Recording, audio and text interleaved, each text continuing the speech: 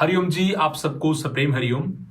आज हम एक ऐसे महापुरुष के जीवन के बारे में पढ़ेंगे जिन्होंने अपना संपूर्ण जीवन लगभग मौन बिता दिया, जो मौन में ही सबसे संवाद किया करते थे। एक ऐसे महापुरुष जिन्होंने पहाड़ों में, गुफाओं में, जंगलों में कठोर तपस्या की, जो दुनिया की भीड़ से दूर एकांत में वास किया करते थे।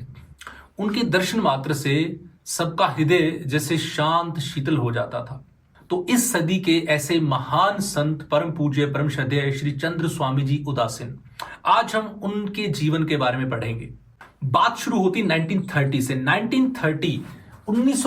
1930 के अंदर भारत और पाकिस्तान का बंटवारा नहीं हुआ है। यहां संपूर्ण भारत के अंदर एक गांव, पंजाब प्रोविंस के अंदर एक गांव है और इस गांव का नाम है भूमन शाह। ये भूमन शाह गांव मिंट कुमरी जिले के अंदर पड़ता है, जो कि आज पाकिस्तान के अंदर है। भूमन शाह गांव, और ये भूमन शाह गांव 16वीं सदी के एक महान संत बालयती बाबा भूमन शाह देव महाराज, उनके नाम से एक गांव पड़ा। और मैंने आपको पिछले लेक्चर में जब बाबा भूमन शाह जी के बारे में बताया तो आपको बताया था कि बाबा जी को किस तरीके से जो गांव, जो पहले कोई और नाम था इस गांव का, तो वो उसको गांव को और वहां की पूरी जमीन को बाबा जी को भेंट दे देते हैं। तो ये जो गांव है, इस गांव में बाबा भूमन शाह जी के नाम से एक डेरा भी स्थापित हुआ उस टाइम में, और इस गांव का नाम ही भूमन शाह पड़ गया। तो अभी यहां पे इस भूमन शाह गांव में एक डेरा है जिसको हम बोलते हैं डेरा बाबा भूमन शाह जी। डेरा बाबा भूमन शाह जी। अब ये जो डेरा है, तो इस डेरे के तत्कालीन महंत भी हैं। तो डेरा बहुत बड़ा है और इस डेरे के अंदर बाबा जी की, पूज्य बाबा भूमन शाह जी की एक समाधि भी बनी हुई है जिसको थम साहब के नाम से जानते हैं। और उस डेरे में बहुत से सेवक भी हैं। तो वहां पे एक सेवक हैं जिनका नाम है लाला रूपचंद जी। क्या नाम है? लाला रूपचंद जी। लाला रूपचंद जी। अब लाला रूपचंद जी यहां पे डेरे में एक सेवक के रूप में काम करते हैं, और जो भी डेरे का जो भी लेखा जोखा है, जो हिसाब किताब है, यानी कि एक मुख्तियार के रूप के अंदर डेरे में काम करते हैं। डेरा बहुत बड़ा है। डेरे के तत्कालीन महंत है महंत बाबा गिरधारी दास जी, और उसी गांव के अंदर ही लाला रूपचंद जी का घर भी है। और लाला जी की जो वाइफ है, जो उनकी धर्म पत्नी है, उनका नाम है माता वासुदेवी। तो लाला रूपचंद जी और माता वासुदेवी जी, जो कि बाबा भूमन शाह जी का जो डेरा है, लाला रूपचंद जी वहां सेवाएं देते हैं। और उस समय के बहुत पढ़े लिखे व्यक्ति हैं। ठीक है, उस टाइम पे वो मैट्रिक पास थे, तो बहुत पढ़े लिखे व्यक्ति हैं, इसलिए पूरे डेरे का जो हिसाब किताब है, जो लेखा जोखा, तो मुख्तियार के रूप में वो काम करते हैं। और उनकी पत्नी कौन है? माता वासुदेवी जी। अब जो माता वासुदेवी जी हैं, ये भी बहुत एक धार्मिक महिला है, जो श्री गुरु ग्रंथ साहिब जी है उनका पाठ वो करती हैं डेली, गीता जी का पाठ वो करती हैं। तो वो भी एक बहुत धार्मिक महिला है। अब 5 मार्च 1930 को इनके घर में एक पुत्र का जन्म होता है। ठीक है, 5 मार्च 1930 को इनके घर में एक पुत्र का जन्म होता है और उसका नाम रखा जाता है सूरज प्रकाश। क्या नाम रखा जाता है? सूरज प्रकाश। और कब जन्म हुआ? 5 मार्च 1930 को। ठीक है, किनके घर में? लाला रूपचंद जी और माता वासुदेवी जी के घर में सूरज प्रकाश जी का जन्म होता है 5 मार्च 1930 को। अब जब उनका जन्म होता है तो एक विचित्र घटना घटती है कि बचपन से ही, जन्म होते ही वो आंखें नहीं खोलते। कौन? सूरज प्रकाश जी। तो बालक को देख के उनकी माता चिंतित होती है कि ये ऐसा कैसे हो सकता है कि बालक 1 महीने तक वो आंखें नहीं खोलते हैं। तो फिर माता जी अपनी चिंता जाहिर करती हैं, लाला जी से भी जाहिर करती हैं, और इनकी एक परम मित्र होती हैं, किनकी? माता वासुदेवी जी की, और उनका नाम होता है माता ज्योति जी। माता ज्योति जी। अब वो इनसे जिक्र करती हैं कि ये बालक है और इन्होंने आंखें नहीं खोली हैं, तो मुझे बहुत चिंता है कि ये पता नहीं ये देख भी पाएंगे या पता नहीं ये जीवित रहेंगे, ये क्या है, तो मैं इसको समझ नहीं पा रही हूं।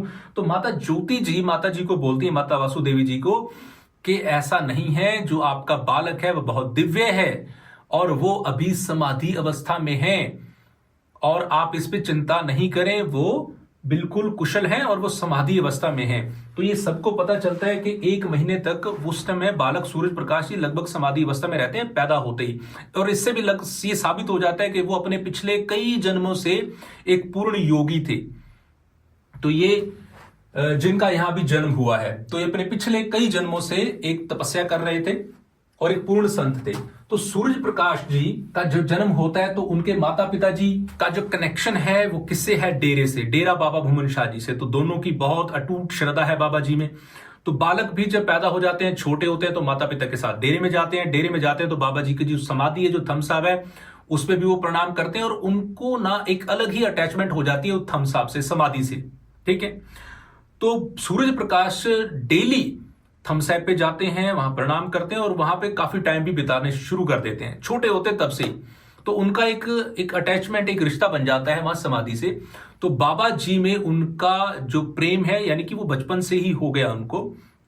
अब वक्त और बीता है तो उनकी जो प्रारंभिक शिक्षा होती है सूरज प्रकाश की, यानी कि अगर मैं कहूं कि 1st क्लास से लेके और 4th क्लास तक, ठीक है, 1st क्लास से लेके और 4th क्लास तक जो इनकी पढ़ाई होती है, जो इनकी स्टडी होती है, वो होती है भूमनशाह गांव के अंदर ही। कहां पे होती है?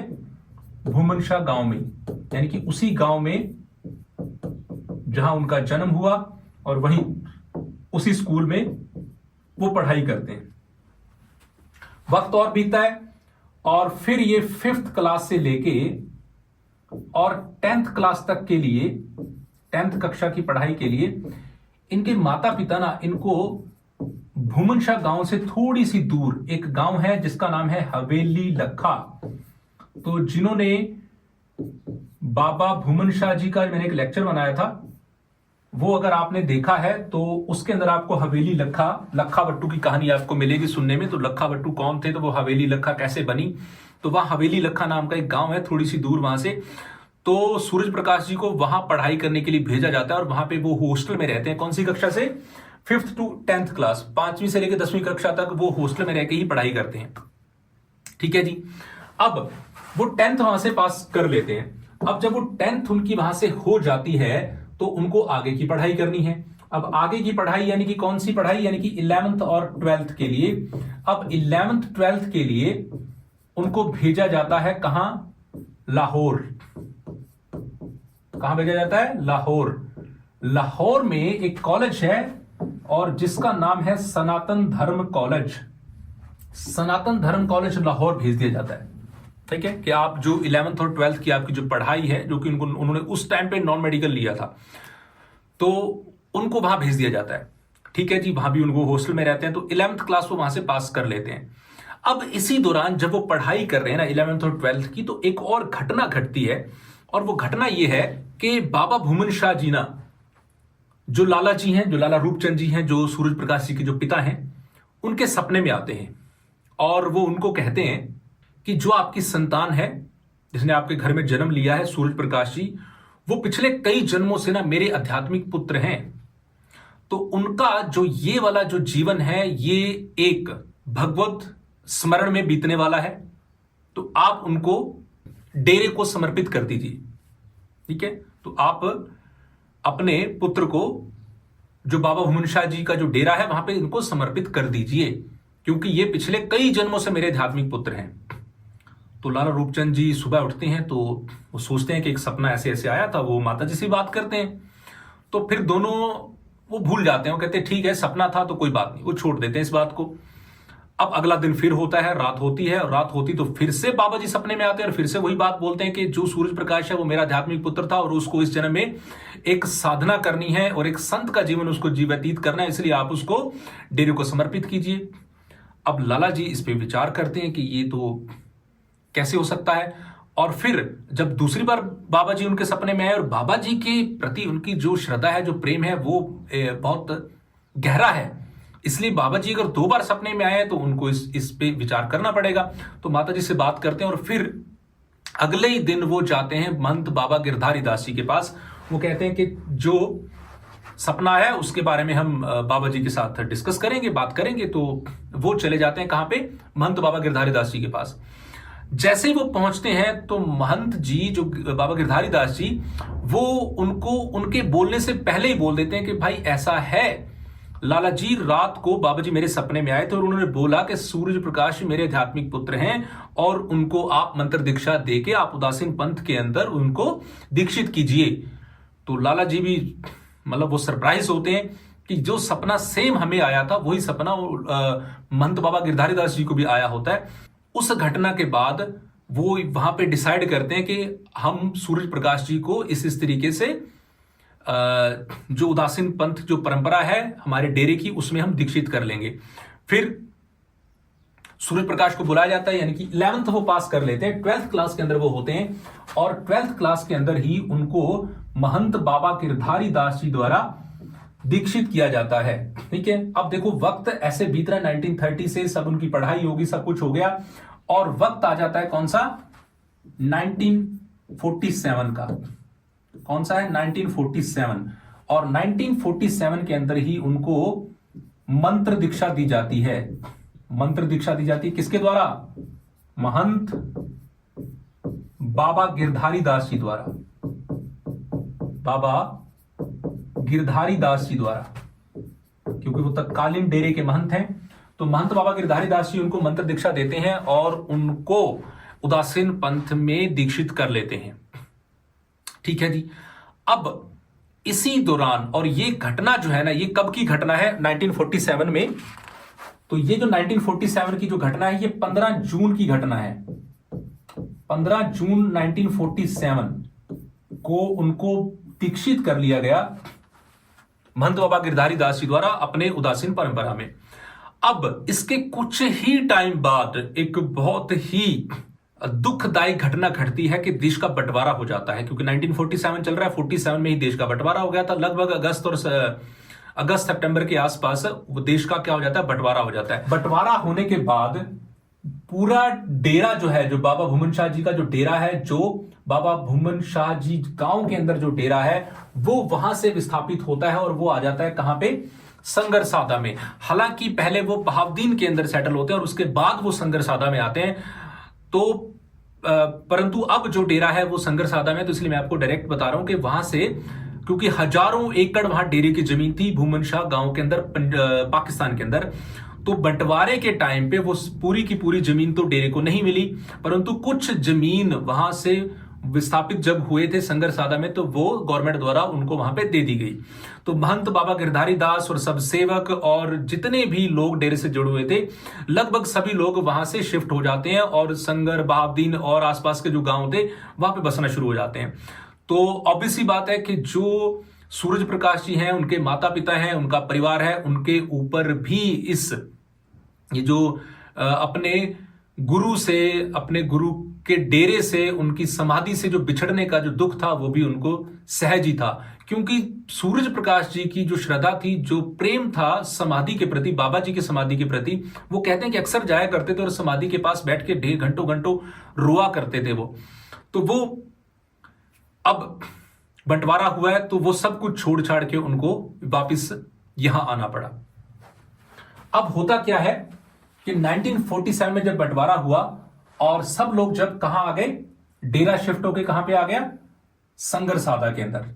ठीक है, तो नया डेरा बना और डेरा बाबा भूमन शाह जी शिफ्ट होके कहां गया, ये आ गया संगरसादा में। अब जो सूरज प्रकाश जी हैं, अब मैं उनको स्वामी जी बोलूंगा क्योंकि उनकी मंत्र दीक्षा हो गई, तो एक समझाने की बात है। तो अभी जो स्वामी जी हैं वो भी डेरे में आ गए, शिफ्ट हो गए। तो मैंने आपको बताया कि उनकी 11th तो कंप्लीट हो गई थी, 12th उनको कंप्लीट करनी थी और वो कहां पढ़ रहे थे, सनातन धर्म कॉलेज के अंदर पढ़ रहे थे। तो फिर क्या हुआ कि उनकी 1947 से लेकर 1948 आ जाता है और 1948 में वो अपनी जो 12th क्लास है उसको कंप्लीट करते हैं और 12th वो करते हैं वहीं जो सनातन धर्म कॉलेज था वो भी शिफ्ट हो जाता है। सनातन धर्म जो कॉलेज है वो शिफ्ट होके आ जाता है अंबाला कैंट के अंदर। ठीक है, अंबाला हरियाणा के अंदर, अंबाला के अंदर वो शिफ्ट होके आ जाता है। और स्वामी जी अपनी 12th क्लास को अंबाला सनातन धर्म कॉलेज के, वो आज भी वहां सनातन धर्म कॉलेज है इसका मतलब वो उसका जो रूट थी यानी कि वो लाहौर के अंदर थी और वहां से वो कॉलेज शिफ्ट होकर अंबाला में आया। अब 1948 में वो अपनी 12th जो है ना वो कंप्लीट कर लेते हैं सनातन धर्म कॉलेज से, और इसी दौरान एक और घटना घटती है कि उनकी जो पूज्य माता जी हैं उनकी डेथ हो जाती है 1948 में। और माता जी के बारे में मैं एक चीज आपको और बताना भूल गया कि जब बंटवारा हुआ था, जब सब लोग वहां से यहां तक आए थे, तो यहां पे जो पूज्य माता जी थी और जो उनकी परम मित्र थी माता ज्योति जी, आप जी श्री गुरु ग्रंथ साहिब जी को, गीता जी को अपने सिर पे रख के वहां से लेके यहां तक आए थे। तो उन सब लोगों को प्रणाम है जिन्होंने बंटवारे का वो दर्द भी सहा और फिर भी अपने धर्म के प्रति वो डेडिकेटेड रहे। अब माता जी का क्या हो गया, देहांत भी हो गया। इनकी 12th क्लास पास हुई और 1948 में क्या हो जाता है, पूज्य माता जी का देहांत हो जाता है। अब वो सनातन धर्म कॉलेज में पढ़ते हैं और वहीं हॉस्टल में भी रहते हैं। इसके 12th करने के बाद वापस डेरे में जाते हैं और डेरे में फिर महंत गिरधारी दास जी उनको कहते हैं कि आप आगे की स्टडी और कीजिए। तो फिर अगली जो पढ़ाई है उनकी, अगली पढ़ाई के लिए वो 1948 से लेके और 1951 तक, 1948 से लेके 1951 तक डीएवी कॉलेज देहरादून में पढ़ाई करते हैं। और यहां वो क्या करते हैं, यहां वो लेते हैं एडमिशन किसमें, बीएससी में। तो बीएससी नॉन मेडिकल में वो एडमिशन लेते हैं और वो अपनी पढ़ाई करते हैं 3 साल के लिए। कहां पे, डीएवी कॉलेज देहरादून में। यहां वो बहुत अच्छे एक स्पोर्ट्स पर्सन होते हैं, वो एथलीट बहुत अच्छे होते हैं, लॉन्ग जंप, हाई जंप और रेस, और सबसे जो उनका पसंदीदा खेल था वो था वॉलीबॉल। तो उसके वो स्पोर्ट्स चैंपियन भी रहे और नेशनल लेवल के एक प्लेयर भी रहे। अब पढ़ते पढ़ते 3 साल वो हॉस्टल में रहते हैं, देहरादून में रहते हैं, डीएवी कॉलेज में अपनी पढ़ाई पूरी करते हैं और वक्त इसके साथ और बीतता जाता है। जब 3 साल पूरे होते हैं तो वो नेक्स्ट फिर, क्योंकि डेरे में तो उनका आना जाना रहता था और महंत गिरधारी दास जी जो कि उनके गुरु हैं, तो उनकी आज्ञा के से ही वो लगभग सब कार्य किया करते थे। तो जब आगे 1952 के अंदर वो एडमिशन लेते हैं, किसके अंदर, 1952 में, 1952 में वो एडमिशन लेते हैं एमएससी मैथ के अंदर, एमएससी मैथमेटिक्स में। और कहां, वहीं देहरादून डीएवी कॉलेज में। अब 1952 में वो एडमिशन लेते हैं एमएससी और फर्स्ट ईयर वो कंप्लीट भी कर लेते हैं। आप सोचिए कि उस टाइम पे एमएससी मैथ करना एक बहुत बड़ी बात थी। तो उन्होंने फर्स्ट ईयर को कंप्लीट कर लिया। अब फर्स्ट ईयर कंप्लीट करने के बाद जब वो सेकंड ईयर में हुए ना, तो भगवान जाने कि उनके साथ ऐसी क्या घटना हुई, या उनके वो जो साधु के जो वैराग्य था वो जागृत हुआ और उन्होंने ना डिसाइड किया कि मुझे वापस से डेरे में जाना है। वो वहीं से अपनी पढ़ाई को बीच में छोड़ के वापस डेरे चले गए। डेरे में जाके वो महंत जी से बात करते हैं और कहते हैं कि मुझे अब अपना जीवन जो है ना वो एक साधु के रूप में बिताना है और मुझे भगवान का भजन करना है, मुझे आगे पढ़ाई नहीं करनी। पढ़ाई में बहुत अच्छे थे। तो महंत जी कहते हैं कि ठीक है, कोई बात नहीं, जैसी आपकी मर्जी। तो महंत जी की देख रेख में वो डेरे में रहना शुरू कर देते हैं और डेरे में वो अपने बाल भी बढ़ा लेते हैं, अपनी दाढ़ी भी बढ़ा लेते हैं और वो अपना एक साधु के जैसा जीवन व्यतीत करना शुरू कर देते हैं। डेरे में रहते हैं संगर साधा में। अब कहते हैं कि उस टाइम पे महंत गिरधारी दास जी ने उनके लिए वहां पे भजन ध्यान करने के लिए एक बेसमेंट में कक्ष भी बनवाया हुआ था, जो वहां पे वो भजन ध्यान करते थे। अब उनका ऑरा ऐसा था कि कोई भी अगर उनको देखे तो एक इतने तेजस्वी वो साधु कि उनसे अट्रैक्ट हुए बिना आप रह नहीं सकते।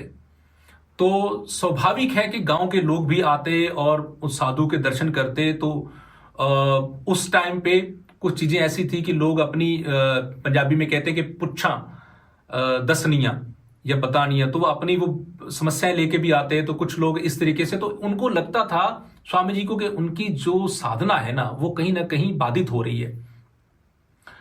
तो वहां भी वो कुछ टाइम रहे और उसके बाद उनको लगा तो उन्होंने महंत जी से बात करी कि मुझे ना संस्कृत सीखने के लिए ना मुझे हरिद्वार जाना है, तो आप मुझे आज्ञा दीजिए। अब संस्कृत सीखना तो बहाना था, तो उनको अपनी जो आध्यात्मिक एक कठोर तपस्यामयी जो जिंदगी थी, जो भगवान की प्राप्ति की जो लालसा थी उनकी, उनको वो पूर्ण करना था। तो शायद इसीलिए उन्होंने उस टाइम पे डेरे को त्याग दिया और महंत जी से आज्ञा लेके वो आ गए हरिद्वार। वहां पे बहुत बड़ा डेरा था, सब फैसिलिटी थी, सब कुछ था। तो वहां पे वो 2 कपड़े लेके और हरिद्वार आ गए और हरिद्वार के अंदर वो नारायण निवास आश्रम जो था वहां पे कनखल के अंदर है, हरिद्वार के अंदर, वहां पे आए। 1952 के अंदर ही वो नारायण निवास आश्रम हरिद्वार में आ जाते हैं। 1952 के अंदर ही उन्होंने पढ़ाई छोड़ी। 1952 के अंदर ही वो कहां आ गए? नारायण निवास आश्रम हरिद्वार आ गए। अब जब वो इस आश्रम में आते हैं और रहते हैं कुछ टाइम, तो यहां पे ना उनकी मुलाकात होती है एक बहुत बड़े संत, उदासीन परंपरा के बहुत बड़े संत, जिनका नाम है परम पूज्य स्वामी कृष्णदास जी महाराज, जो कि उस टाइम ना श्रीनगर से वहां आए हुए थे। तो वो भी अक्सर वहां आते होंगे, तो उनकी आपस में ना मुलाकात होती है पहली बार वहां पे। अब जब मुलाकात होती है तो पूज्य स्वामी जी की भी उनमें श्रद्धा हो जाती है और जो पूज्य स्वामी कृष्णदास जी हैं उनको भी लगता है कि इनके अंदर एक भावी बहुत बड़े संत के गुण हैं। तो वो क्या करते हैं, वो पूज्य स्वामी जी को दीक्षित करते हैं, उनकी संन्यास दीक्षा कर देते हैं, यानी कि उनको संन्यास दे देते हैं। और उनका जो नाम है ना, अब उनका नाम पड़ जाता है चंद्र स्वामी। चंद्र स्वामी। मैं क्षमा कीजिएगा, मैं आपको एक बात बतानी भूल गया कि जब महंत बाबा गिरधारी दास जी ने ना उनको जब दीक्षा दी थी ना, मंत्र दीक्षा, तो उनका नाम भी बदला था और उस समय उनका नाम सूरज प्रकाश से उनका नाम चंद्र प्रकाश कर दिया गया था। क्षमा कीजिए, मैं आपको बताना ये भूल गया। उनका नाम सूरज प्रकाश से क्या हो गया था? चंद्र प्रकाश हो गया था। और अब जब चंद्र प्रकाश उनका नाम था, तो जब उनको संन्यास दीक्षा दी गई, गेरुए वस्त्र दे दिए गए पूज्य स्वामी कृष्णदास जी द्वारा, तो उनका नाम चंद्र प्रकाश से चंद्र स्वामी हो गया। तो अब पूज्य स्वामी जी जो कि दीक्षित हुए श्रीनगर आश्रम से पूज्य स्वामी कृष्णदास जी महाराज जी से, तो वो उनके गुरु बन गए। अब यही नारायण निवास आश्रम से स्वामी जी सर्वप्रथम गंगा जी के तट पे जाते हैं और अपनी जो भी अवार्ड, जो डिग्री, जो भी उन्होंने स्पोर्ट्स के जो भी ट्रॉफी सब जीता होता है ना, वो वहां पे जाते हैं। और उनकी वैराग्य का जो तेज था वो ऐसा था कि वो सब डिग्रियां, सब अवार्ड वहां गंगा जी में बहा देते हैं कि मुझे अब ये कुछ नहीं चाहिए, मुझे चाहिए सिर्फ और सिर्फ परमात्मा का स्मरण। और वो सब बहाने के बाद सर्वप्रथम वहां से जाते हैं ऋषिकेश। और ऋषिकेश वो 3 दिन तक शिवानंद आश्रम में रुकते हैं, वहां उनके दर्शन करते हैं। और फिर शिवानंद आश्रम में रुकने के बाद फिर वो 21 दिन के लिए चले जाते हैं वहां से उत्तरकाशी।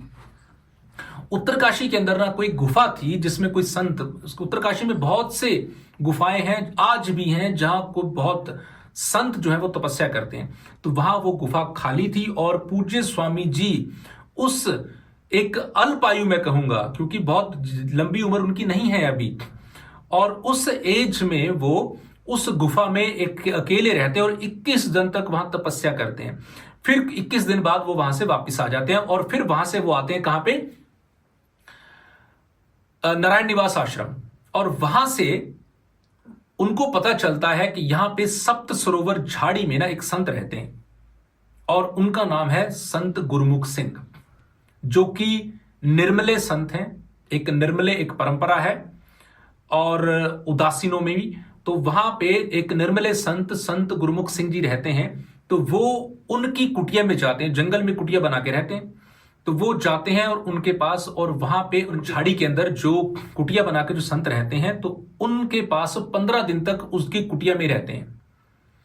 अब वहां रहने के बाद 15 दिन बाद वो उनसे आज्ञा लेते हैं कि मुझे अभी ना श्रीनगर जाना है, क्योंकि श्रीनगर में उनके गुरु हैं स्वामी कृष्णदास जी महाराज।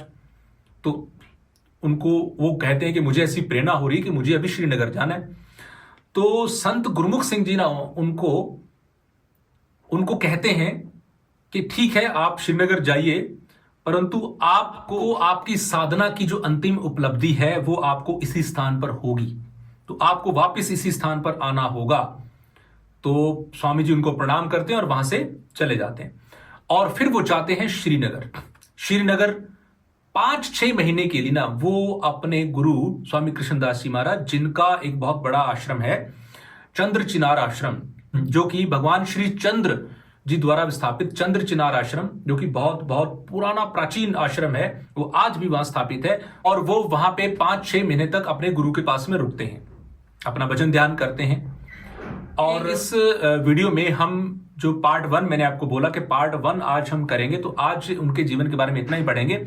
नेक्स्ट वीडियो में हम उनके जीवन के बारे में और कुछ जो इंपॉर्टेंट फैक्ट हैं, जो उनकी जीवन लीला है, उसको और समझेंगे। तो आज जो हमने पढ़ा वो हमने ये जाना कि 1930 यानी कि 5 मार्च 1930 को पूज्य स्वामी जी का जन्म होता है। और पूज्य स्वामी जी का जो जन्म है वो कहां होता है? वो होता है बाबा भूमन शाह जी गांव के अंदर, गांव बाबा भूमन शाह जी में। और 5 मार्च 1930, और उनके पिता का नाम है लाला रूपचंद जी और माता का नाम है माता वासुदेवी जी। 5 मार्च 1930 को उनके घर सूरज प्रकाश उनका नाम रखा जाता है। और जो उस समय डेरे के जो महंत हैं, महंत बाबा गिरधारी दास जी, उनके द्वारा उनको जो मंत्र दीक्षा है वो दी जाती है 15 जून 1947 में। 15 जून, जब उनकी आयु लगभग 16-17 वर्ष है, 15 जून 1947 के अंदर। और उनका नाम बदल के रख दिया जाता है चंद्र प्रकाश। और उसके बाद वो देश का बंटवारा हो जाता है और सबको शिफ्ट होना पड़ता है यहां पे। और इंडिया के अंदर सिरसा में संगर सादा नाम के स्थान पर डेरा पूरा का पूरा स्थापित किया जाता है। महंत बाबा गिरधारी दास जी होते हैं और उनकी देखरेख में स्वामी जी आगे की पढ़ाई को जारी रखते हैं। पहले +2 करते हैं सनातन धर्म कॉलेज लाहौर से, और उसके बाद वो डीएवी कॉलेज से बीएससी करते हैं। और वहां रहते रहते बहुत अच्छे वो स्पोर्ट्स पर्सन बनते हैं और बहुत सारी गेम में वो पार्टिसिपेट करते हैं। फिर वो एमएससी के अंदर एडमिशन लेते हैं 1952 के अंदर। और फिर फर्स्ट ईयर वो कंप्लीट करते हैं, सेकंड ईयर को उसमें वो छोड़ देते हैं। और उनको लगता है कि मुझे अगला जीवन कहां, एक भगवान के प्रोक्ष अनुभव में ही अपना जीवन व्यतीत करना है। और वो वापस डेरे में चले जाते हैं और अपने गुरु से बोलते हैं कि मुझे अब सिर्फ और सिर्फ भगवान की भक्ति करनी है, तो मुझे आप आज्ञा दीजिए। और वहां पे रह के वो कुछ टाइम पे भजन ध्यान करते हैं। और फिर वो वहां से आज्ञा लेते हैं महंत जी से और संस्कृत सीखने के लिए हरिद्वार नारायण निवास आश्रम कनखल में चले जाते हैं। वहां पे उनका भेंट होती है, उनको मिलते हैं पूज्य स्वामी कृष्णदास जी महाराज, और वहां उनको वो संन्यास देते हैं। और 1953 के अंदर ही उनको वहां पे संन्यास दीक्षा मिल जाती है और उनका नाम चंद्र प्रकाश से लेकर चंद्र स्वामी हो जाता है। और फिर उसके पश्चात पूज्य स्वामी जी अपने सभी डॉक्यूमेंट को गंगा में बहा देते हैं और वहां से वो चले जाते हैं उत्तरकाशी। और वहां 21 दिन तक वो एक गुफा के अंदर रहते हैं। और वहां से वो आते हैं झाड़ी में, वहां पे संत गुरमुख सिंह जी से मिलते हैं, 15 दिन वहां पे रुकते हैं। और फिर उसके बाद चले जाते हैं वो श्रीनगर कश्मीर के अंदर, जो अपने गुरु हैं जहां पे उनके रहते हैं। और चंद्र चिनार आश्रम के अंदर वो 5 से 6 महीने व्यतीत करते हैं। इससे आगे की उनकी जीवन लीला को हम अगले लेक्चर में कवर करेंगे। हरिओम, आप सबको सप्रेम हरिओम।